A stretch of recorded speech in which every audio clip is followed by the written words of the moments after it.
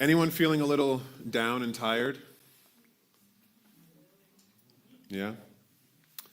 It's about that time. This month we're focusing on a new design for living. And the download that came to me during the song was, I'm not going to try to tell you a new design. Oh, by the way, my name's Darrell. My pronouns are he, him, in case you were wondering. Everyone online, greetings, salutations. Not an opportunity to multitask. Let your attention rest here for a few moments and see what inspiration comes your way. That is our focus today. But the download that came to me was this idea of a design. It's like, I want to map out something new, right? A new design for living. It's like, ooh, I need to throw it all out and come up with a new thing. And sometimes we need to do that. But today I want to focus on what is it that you're filling the design of your life that you already have. What are you filling it with? You feel me? You get what I'm picking up, what I'm putting down? Right? You have a design. We are in the almost the third week of January. Chances are you've got a design of how you think this year is going to go. That's awesome. I'm not saying change that. But what are you filling that design with today? That's what we're going to explore. The talk title is Be Inspired. Be inspired. Inspiration is the fuel of possibility. Isn't that a great little nugget? Inspiration is the fuel of possibility. Just as we need fuel or food for our bodies, or gas or electricity for a motor to run, we must regularly fuel and refuel ourselves with inspiration to keep the engine of possibility running in our mind, in our body, in our spirit, and in our hearts. My intention with today's talk is to hopefully have you leave here a little better than you walked in, or you opened your computer or phone to. To be connected, refueled, re-inspired by your vision for your life this year, and to not only let that connect you to possibilities for yourself, but to possibly inspire others. I used to do this almost every time I gave a talk. I would kind of define things and break things out and let my little not editorial, the etymology of words. Is there etymological self?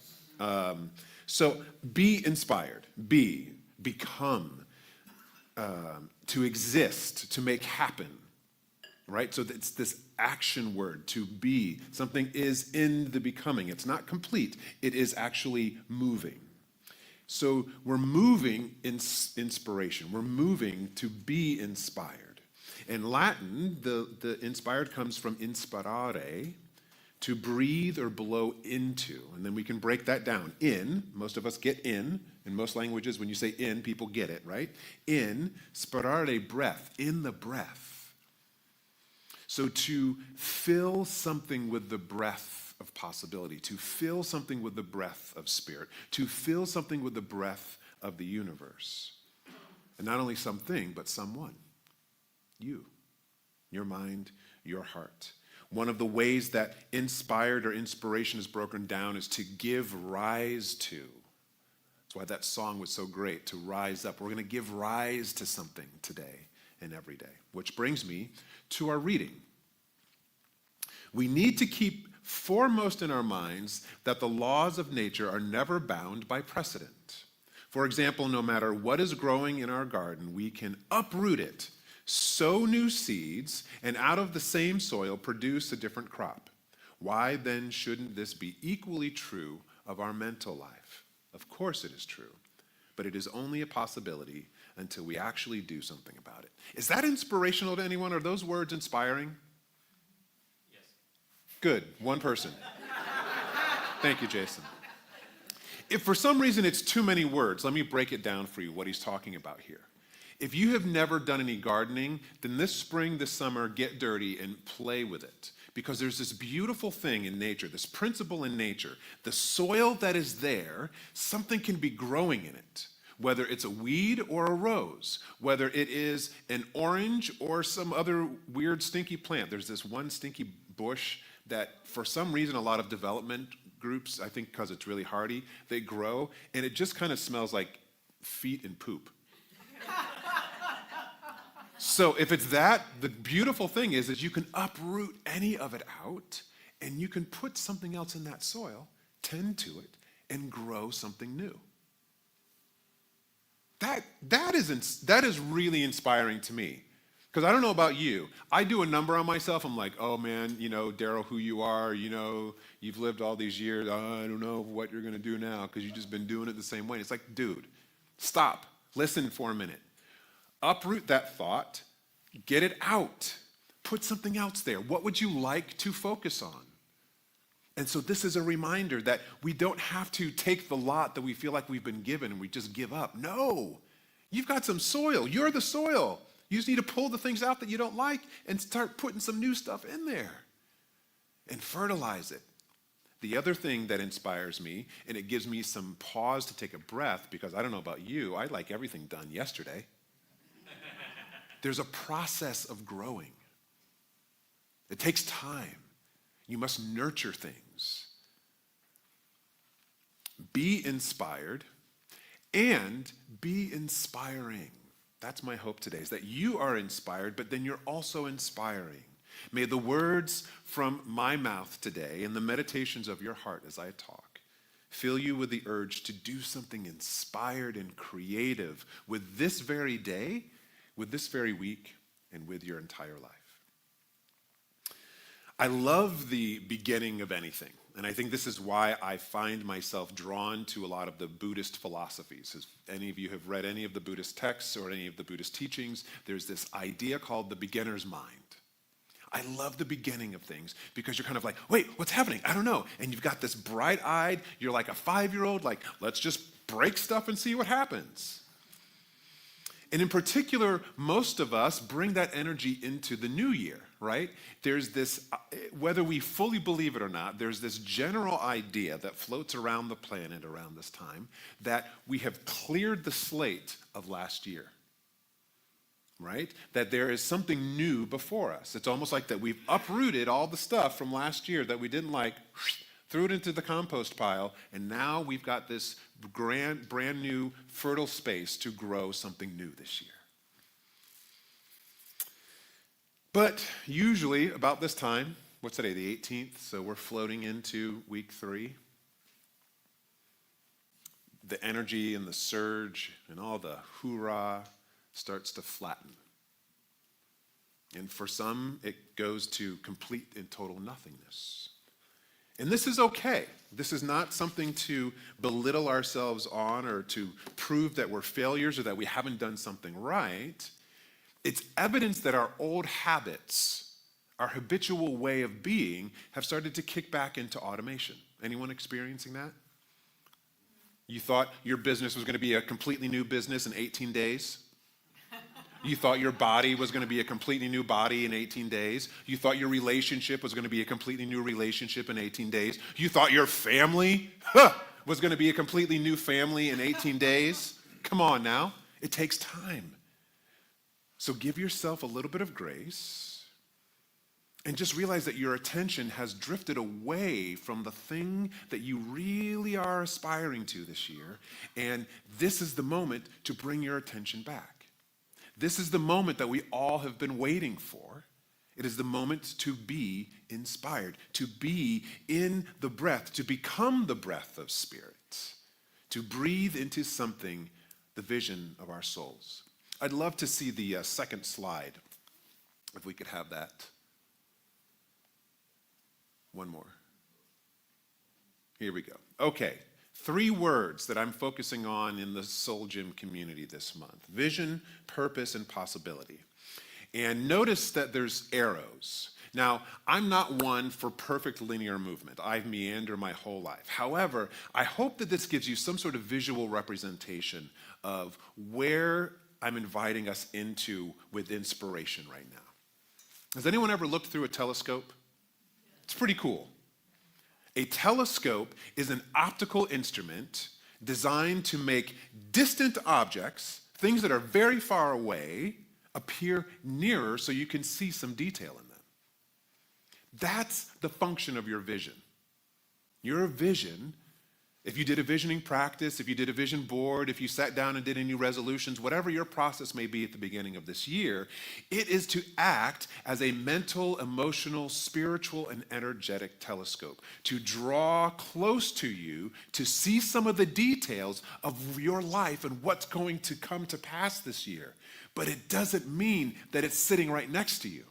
It doesn't mean that 18 days into the month of January, your vision should be completed. In fact, if you were to try to take a telescope and flip it the other way and look through the big end, it's weird. You don't really see well. So a lot of us are trying to flip things right now, and we're like, okay, what's the possibility? What's possible? Is it possible or isn't it possible? That's not the question right now. We're not flipping the telescope of your vision around. You're supposed to be looking out at what could be impossibility, uncertainty, unknown, but just drawing it close to you to inspire you, to go, oh, this is what could happen this year. There's a great quote, our next slide 3 here, from Rosabeth Moss Cantor. She said, a vision is not just a picture of what could be. It is an appeal to our better selves, a call to become something more. The world needs an appeal to better itself, yes? To become something more. When you listen to that vision, when you listen to that calling upon your life to be something better, it does nothing but send out a ripple to the world around you. And right now, the world is trying to flip the telescope in the opposite direction.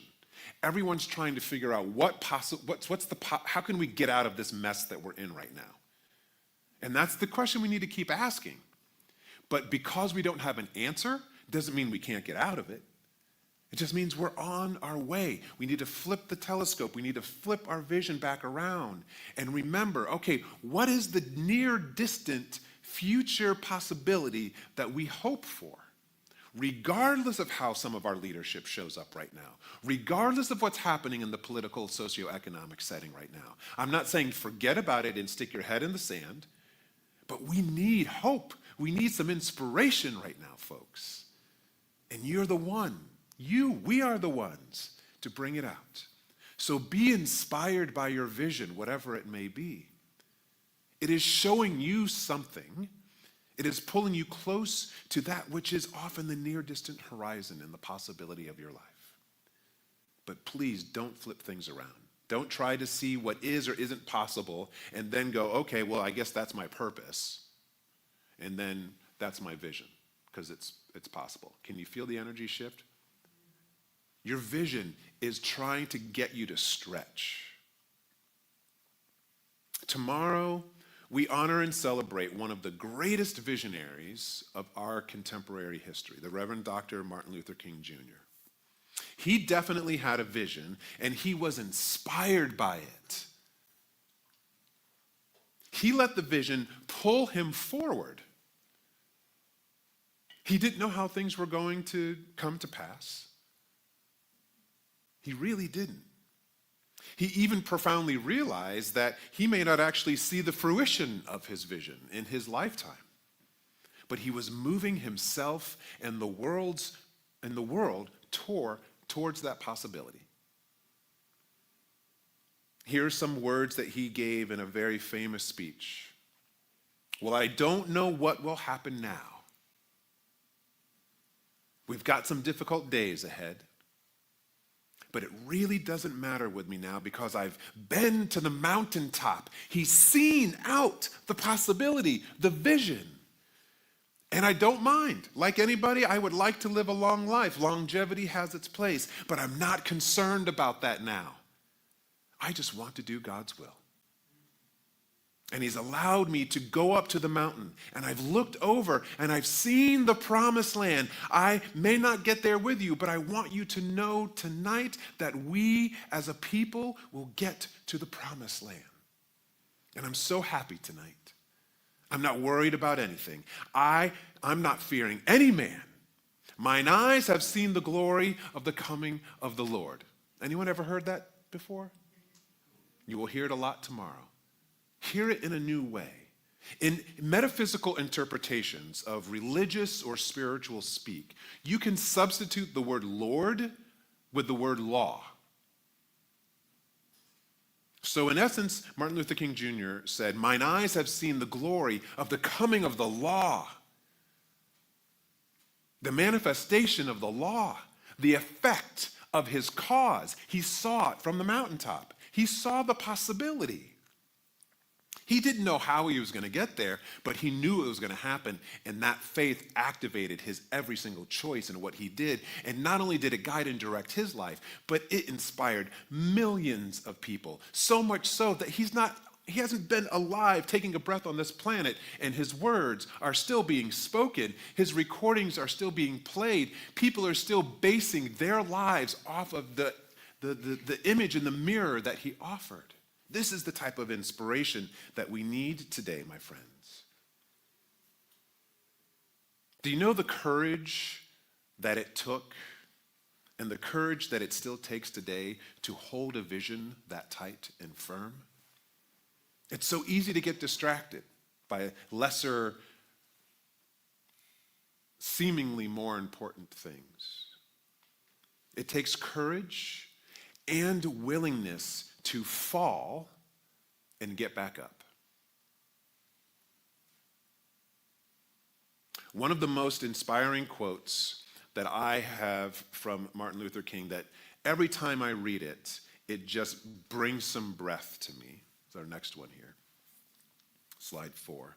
"We must accept finite disappointment, but never give up infinite hope." It is a good one. "This will right my ship every single time. It may not solve the problems immediately in my life and in the world, but it puts me right back in alignment with possibility, and it gives me the energy to get up and try again. Rise up, and I'll do it 1,000 times again." Just the sun has been getting up for thousands and millions and billions of days. Rise up. If you are feeling frustrated about this year already, whether personally or on the larger social cinema, hear this. Visions are not intended to be implemented perfectly. We are not here to live a perfect life, whatever that actually can even mean. We are scientists. Scientists don't do things perfectly. They break stuff, they blow it up, they get it wrong, things disintegrate, they actually harm people unintentionally, and then they figure it back out. We are scientists experimenting, seeing what works. Take notes on your life right now. And then get back to the work of experimenting with affirming what does work and then shifting the things that might be challenged. Vision matched with your purpose brings you into possibility. Make mistakes, though. Get things wrong. And sure, experience the finite disappointment of it not working out the way you want to, but get back on with your vision and never give up your purpose and lose infinite hope and possibility. My purpose that I heard, almost 25 years ago when I really started my personal journey into spiritual living, was that I'm here to love and be loved. That's it. When I have a vision, and if I can match it with that purpose, so if it's a vision for my business, if it's a vision for my relationships, it's a vision for my body, my purpose is to love and be loved in whatever that vision is. The possibility when those two come together, it's so great. It is so inspiring. Let your vision and your purpose fuel the possibility within you this year. And our last slide today hopefully gives you some much more needed inspiration. We need not worry or wonder if we will succeed, but instead we need to direct our attention to that in which we really desire to succeed. You are successful. Period. We find ourselves right back at the starting point. The only starting point, thought.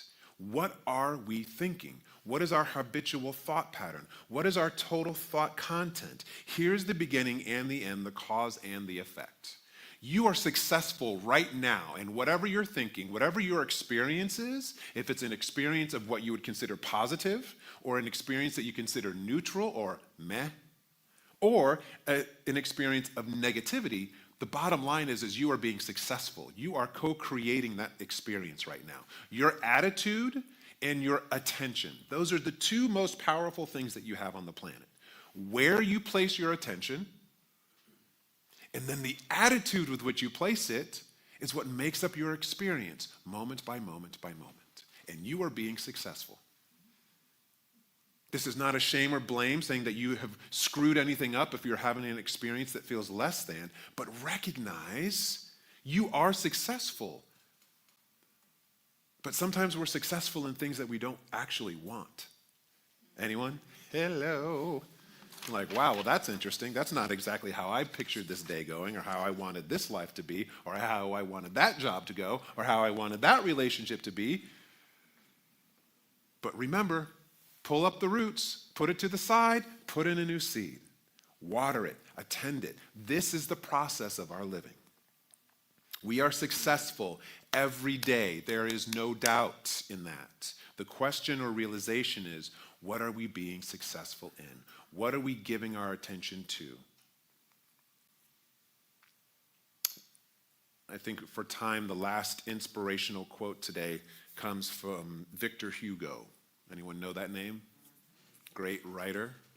Seen Les Mis, Hunchback of Notre Dame. There is one thing stronger than all the armies of the world, and that is the idea whose time has come. This time has come to be inspired, to be in spirit. Not some of the time, but all of the time. That's the idea. This is the idea whose time has come. It is time to be inspired right now, folks. Don't wait for other people to do it. Don't wait for our government to do it. Don't wait for your partner to do it. Don't wait for a friend to do it. Don't wait for your dog to do it. You do it. Bring your dog along. We cannot wait for the world to be inspired. We must be the inspiration. Do something if you can every day to keep yourself in spirit, to keep yourself in the breath of life, to keep yourself in the spirit of possibility. Whether you read something that inspires you, you listen to something that inspires you, you watch something that inspires you, you dance something that inspires you, whatever it is, when you are inspired, you know what it feels like. Get yourself there today, somehow. Find something to keep yourself inspired. The world needs you walking around inspired. So let's take that inspiration into some prayer. One last quote from A Design for a New Life from the chapter titled The Abundant Universe. Ernest Holmes wrote, "Always remember, regardless of the way we may have chosen in the past, we are free to choose anew." And so right now we choose anew.